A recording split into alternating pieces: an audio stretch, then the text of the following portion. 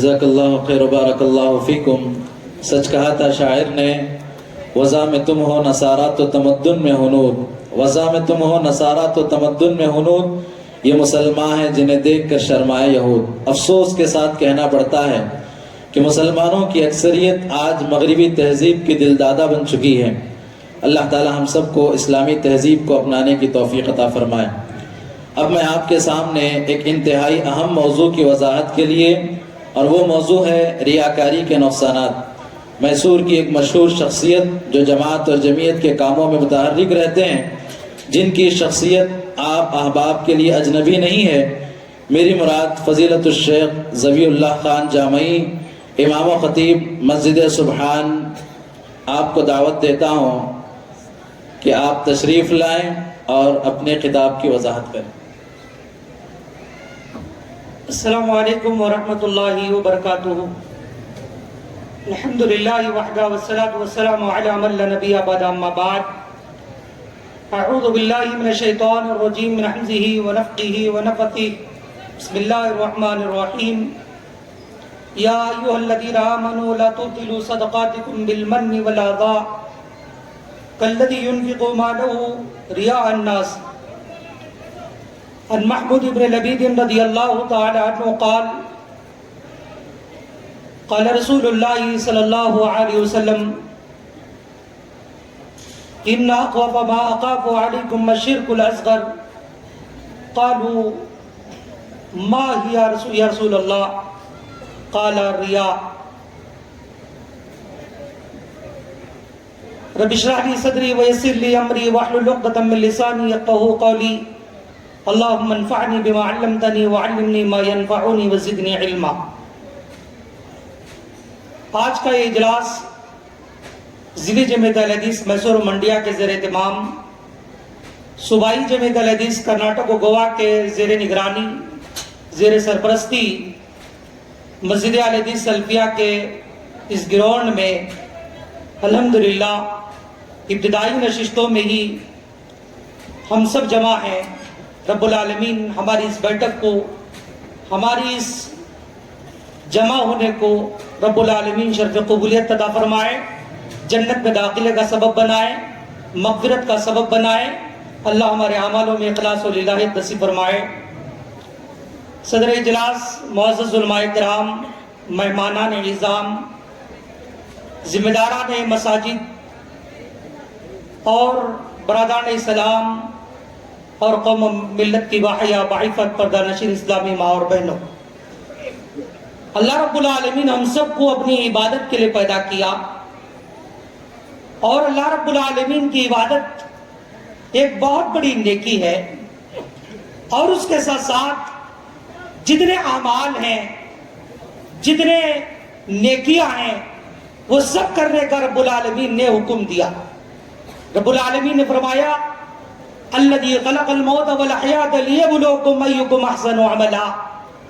وہی ذات ہے جس نے موت و حیات کو پیدا کیا تاکہ دیکھے تم میں سے بہترین عمل کرنے والا کون ہے.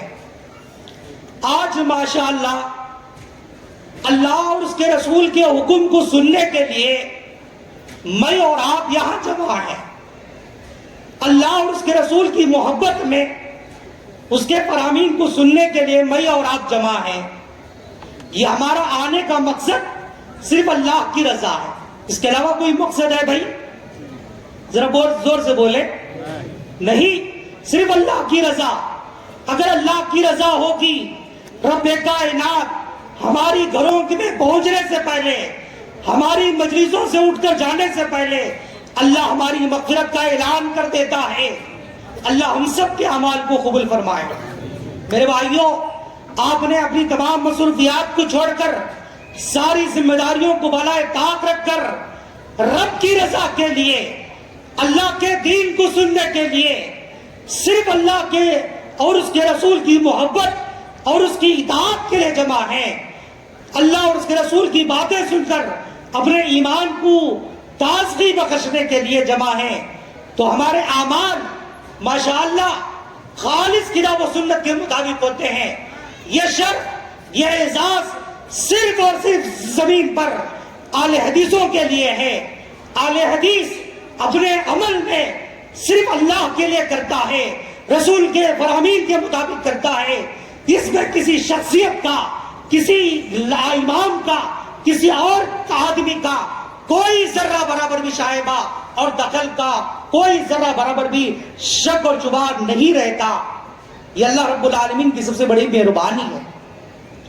جب ہم توحید پرست ہیں، ہمارا امام کائنات محمد رسول اللہ صلی اللہ علیہ وسلم ہے، تو ہمارے لیے ضروری ہے کہ سارے اعمال، ہمارا ادنا سے ادنا بچہ نیا کوئی قرآن حدیث کی طرف راغب ہوتا ہے، جمع ہوتا ہے، وہ پوچھتا ہے یہ عمل کرنے کے لیے دلیل کیا ہے. وہ دلیل کتاب سے ملتی ہے، کتاب اللہ سے ملتی ہے، سنت رسول اللہ سے ملتی ہے.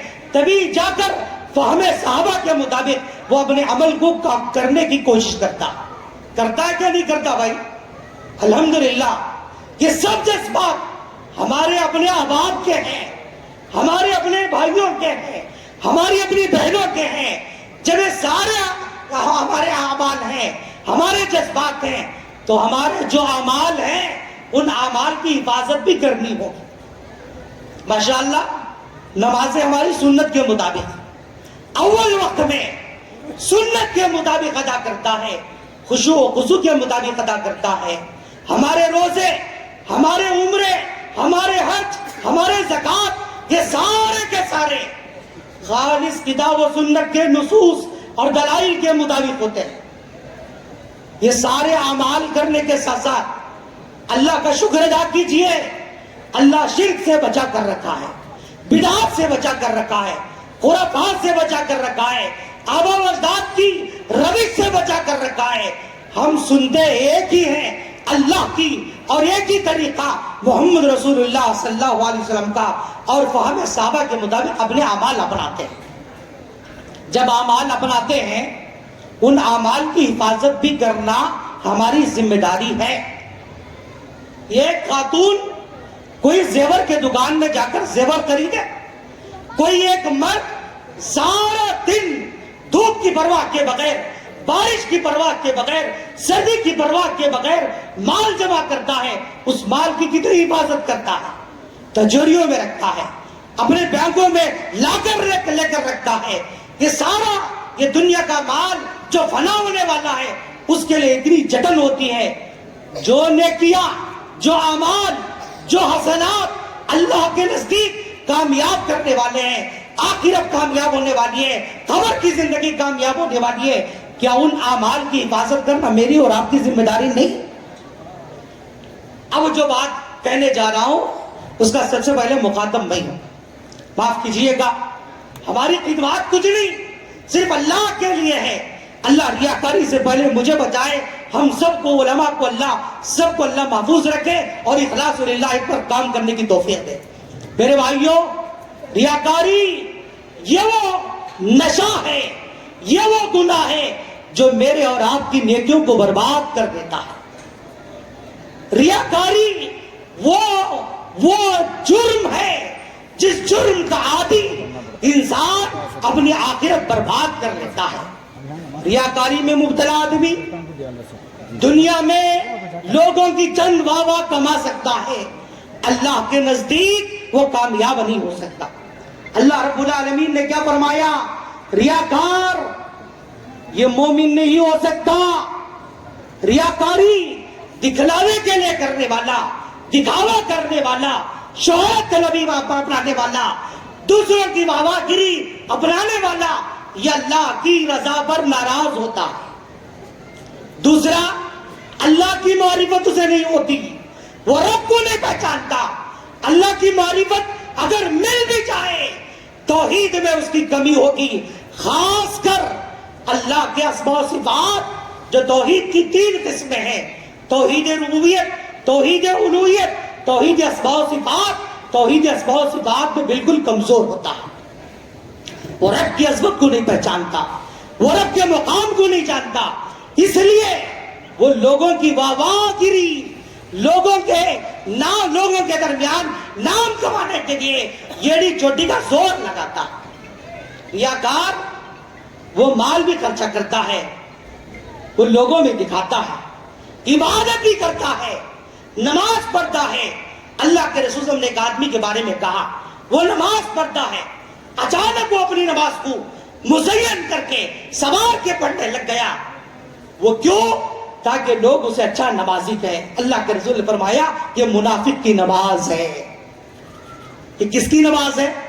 منافق کی نماز ہے. روزہ رکھتے ہوئے دوسروں کو دکھانے کے لیے صدقہ خیرات کرتا ہے، دوسروں کو دکھانے کے لیے. یہ کہا یہ منافق کی علامت ہے. منافق یہی چاہتا ہے. میرے بھائیوں، رب العالمین نے بڑی بہترین بات فرمائی. میں نے جو آیت کریمہ فرمائی، اللہ رب العالمین فرماتا ہے یا ایھا الذین آمنوا لا تبدلوا صدقاتکم بالمن والاذی. اللہ اکبر.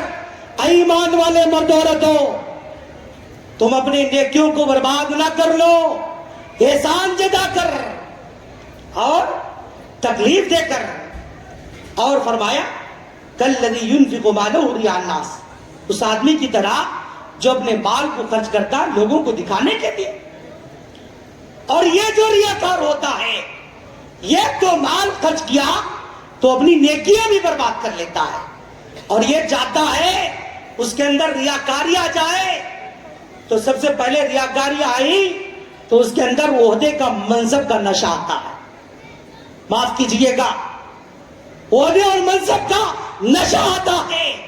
وہ عہدے حاصل کرنے کے لیے یاری چوٹی کا زور لگاتا ہے، اور وہ اپنے سے بڑا کسی کو مانتا نہیں، اپنے سے چھوٹوں کو حقیر جانتا ہے. ایسے ایسے نازیب الفاظ اس کی زبان سے نکلتے ہیں. یہ ریاکار ہے. یہ وہ آدمی ہے جو عہدے کے لیے، منصب کے لیے ریاکار بنا. اور کیا اس کی عادت دو ہوتی ہے. اللہ کے رسول نے فرمایا، صحیح مسلم کی روایت ہے، عبداللہ بن عباس رضی اللہ عنہ کہتے ہیں یہ ذوالوجہین ہوتا ہے. یہ دو چہرے والا. یہ ایک مجلس میں بیٹھے تو یہ ایک بات کرتا ہے، دوسری مجلس میں آیا دوسری بات کرتا ہے، ہمارے سامنے ایک بات کرتا ہے، آپ کے سامنے ایک بات کرتا ہے. اللہ کے رسول نے فرمایا یہ دو چہرے والا ذوالوجہین، یہ دو چہرے والا، یہ ریاکار ہے، یہ ریاکاری کرنے والا. اور کیا فرمایا؟ ریاکار. اللہ کے رسول نے فرمایا یہ ریاکار آدمی، اس کے جہنم کی سب سے بھیانک وادی ویل میں اس کا ٹھکانہ ہوگا. ویل میں ٹھکانہ ہوگا. رب العالمین نے کیا فرمایا؟ فویل للمصلین. ذرا توجہ سے سنیے گا. فویل للمصلین، بربادی ہے، ہلاکت ہے، ویل ہے. کس کے لیے؟ ان نمازیوں کے لیے الذین هم عن صلاتهم ساہون، جو سستی اور کاہلی سے جماعت کا وقت چھوڑ کر، بے توجہی سے جماعت کا وقت جان بوجھ کر چھوڑ کر اور سستی اور کاہلی سے نماز ادا کرتا ہے. پھر کیا فرمایا؟ الذین هم یراؤون، جو دکھاوے کے لیے نمازیں پڑھتا ہے، اس کا ٹھکانہ کیا ہوگا؟ جہنم کی سب سے بھیانک وادی ویل میں ہوگا. سورہ ترمذی کی روایت کے الفاظ ہے روزانہ ساری جہنم اس وادی سے اللہ رب العالمین کی بارگاہ میں 70 مرتبہ پناہ مانگتی ہے. اس وادی میں اللہ ریاکار کو داخل کرے گا. اور آپ کو صحیح مسلم کی حدیث سناتا ہوں. اللہ کے رسول نے فرمایا قیامت کا دن ہوگا، اللہ رب العالمین 3 لوگوں کو بلائے گا. جہنم کی شروعات انہی 3 لوگوں سے ہوگی. اللہ اکبر. کہا گیا وہ 3، پہلا شہید ہوگا. رب العالمین پوچھے گا کیا کر کے آیا؟ کہ اللہ تیری راہ میں تیرے لیے لڑ کر آیا، جہاد کر کے آیا. رب العالمین کہے گا کذب تھا، تو جھوٹ کہتا ہے، تو لوگوں لڑا تھا تاکہ لوگ تجھے بہادر کہیں، شجاعت مند کہیں، اور تجھے بڑا بہادر آدمی کہیں. اللہ رب العالمین فرشتوں کو حکم دے گا اس کی پیشانی کے بال گھسیٹتے ہوئے جہنم میں ڈال دو. دوسرا آدمی قاری قرآن ہوگا، عالم دین ہوگا، دین کا علم رکھنے والا، قرآن کا علم رکھنے والا. اللہ ان میں سے ہمیں شامل اللہ فرما. اللہ ہم سب کو مخلص، دیندار، متقی اور پرہیزگار بعمل عالموں میں شامل فرما دے. اللہ کے رسول نے فرمایا کہ وہ آدمی جو دوسرا قرآن کا علم رکھنے والا تھا، رب العالمین کی بارگاہ میں لایا جائے گا. کہا جائے گا کیا کر کے آیا؟ اللہ یہ نیکی کر کے آیا, قرآن یاد کیا, تیرا دین سمجھایا, تیرے دین کو پہنچایا. رب العالمین کہے گا غضب کا جھوٹ کہتا ہے, جہنم میں گھسیٹ کر فرشتوں کو حکم دے گا جہنم میں گھسیٹ کر ڈالو. تیسرا آدمی مالدار پوچھے گا اللہ رب العالمین کی بارگاہ میں کیا کر کے آیا؟ کہ اللہ تو نے جو مال دیا تھا اس مال کو اللہ کی راہ میں خرچ کیا. رب العالمین کہے گا نہیں, تو نے اس لیے خرچ کیا تھا تاکہ تیرا نام ہو, لوگوں میں بڑا سخی اور فیاض مانا جائے. لاکھوں لاکھوں روپے تو تعاون دیتا تھا, یہ تیرے نام کے ساتھ جڑے. رب العالمین فرشتوں کو حکم دے گا اسے جہنم میں ڈال. ابو ہریرہ رضی اللہ عنہ کے بارے میں آتا ہے, یہ حدیث بیان کرتے ہوئے کئی مرتبہ بے ہوش ہو جاتے تھے. میرے بھائیوں, ریاکاری کے بارے میں بہت ساری باتیں ہیں, ان میں صرف چند اسباب بتلا کر اپنی بات ختم کر دیتا ہوں. صرف پوائنٹ میں, وہ آدمی سب سے پہلے ریاکاری سے بچنے کے لیے اللہ کی معرفت کو اپنائیے, اللہ کی معرفت کو پہچانیے, خاص کر اللہ کے اسماء و صفات کا علم رکھیے. دوسرا آ کر نصرت اللہ کی مدد اور نصرت کا ہمیشہ سوال کرتے رہے. تیسری چیز آ کر اخلاص وللہیت اپنائیے. اور چوتھی چیز نیت کی حفاظت کیجیے گا. پانچویں چیز ریاکاری کے نقصانات کیا کیا ہیں ان سب کو جان کر اسے بچنے کی کوشش کیجیے گا. چھٹی چیز ریاکاری کے اسباب کے خاتمے کے لیے وہ کون سے اسباب ہیں اسے اپنانے کی کوشش کیجیے گا. اور ساتویں چیز دوران عبادات کی ساری چیزوں میں شیطانی وسوسوں سے بچنے کی کوشش کیجیے گا. اور آٹھویں چیز تنہائی میں اور ہجوم میں, اکیلے رہو تب بھی, اجتماعات میں ہو, انفرادی زندگی میں, اجتماعی زندگی میں یکساں عمل کیجیے گا. تنہائی میں الگ عمل, جماعتی تو بہت جماعتی لوگوں میں الگ عمل. اس طرح کی دو رویے, دو رنگی نہ اپنائیے گا. اور اس کے علاوہ 9واں عمل ہے نیکیوں کو چھپائیے گا.